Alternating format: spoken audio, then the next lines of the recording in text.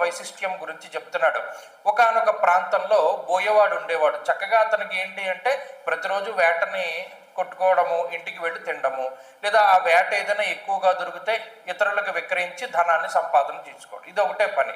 ఓ రోజు ఏమవుతుంది, ఎంతో శ్రమిస్తాడు, ఎక్కడా కూడా వేట దొరక్క ఒక చెట్టు కింద చక్కగా ఇలా ముడుచుకుని కూర్చుంటాడు. బాగా ఆకలితోటి పీడించినటువంటి శరీరాన్ని కలిగి ఉన్నటువంటి వాడు.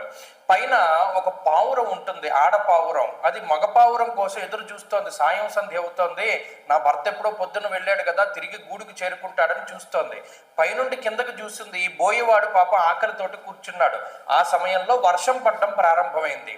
పక్కనే ఒక శ్మశానం ఉన్నది. ఆ శ్మశానంలో ఉన్న చిన్న చిన్న పుల్లలు, మండుతూ ఉన్నటువంటి పుల్లలను నోటితో గరుచుకుని ఇతను ఎదురుగుండా పెట్టి ఒక పెద్ద మంట ఏర్పాటు చేసింది. ఎందుకు? అనుకోని అతిథి మన ఇంటికి వచ్చాడు, వాడికి అతిథి సత్కారం చేయాలి అని చెప్పి. కొంత సమయం అయిన తర్వాత చలి కాచుకున్నాడు, కానీ బాగా ఆకలిగా ఉన్నట్టు కనపడ్డాడు. అప్పుడు ఈ పావురం అనుకుంది, మన జన్మ ఎందుకు, అతిథి వచ్చి కూర్చున్నాడు, వాడికి సత్కారం చేసాం, వాడికి ఆకలి ఇస్తుంది, మనం ఏం చేయగలమని ఆలోచించి మండుతూ ఉన్నటువంటి పుల్లల్లోకి పావురం దూకేసింది. ఈ దూకేస్తున్నటువంటి పావురాన్ని మగ పావురం చూసింది చావల చివరి నుండి. ఒక్క క్షణం విషయం అర్థం చేసుకుంది. మన ఇంటికి వచ్చిన అతిథికి ఇంత సత్కారం చేసినటువంటి భార్యకి మనం ఏమిచ్చి రుణం తీర్చుకుంటాం, మనం కూడా అతిథికి సత్కారం చేద్దామని చెప్పి ఆ మంటల్లో దూకేస్తుంది మగ పావురం కూడా. ఈ రెండు పావురాలు చేసినటువంటి చర్యకి చూసి చలించిపోతాడు బోయేవాడు.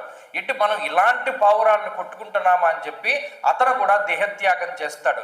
ఈ ముగ్గురు చేసినటువంటి త్యాగాన్ని చూసి మురిసిపోయినటువంటి పరమేశ్వరుడు ఆ ప్రాంతంలోకి వచ్చి ఆ ముగ్గురిని తన శరీరంలో ఐక్యం చేసుకుని, ఎంత గొప్ప పని చేశారా మీరు, మీ త్యాగానికి నేను ఇచ్చేటువంటిది ఇది, మీరు నాలో ఐక్యం కండి అని చెప్పి ఆ ముగ్గురిని తనలో ఐక్యం చేసుకుని అదే ప్రాంతంలో కపోతేశ్వర స్వామిగా వెలసి మీ ముగ్గురి వైశిష్ట్యాన్ని నా యొక్క రూపంలో ప్రకటన చేస్తాను, ఇదిగో ఇక్కడే వెలుస్తున్నాను, కపోతేశ్వరుడుగా ఆయన వెలిశాడు.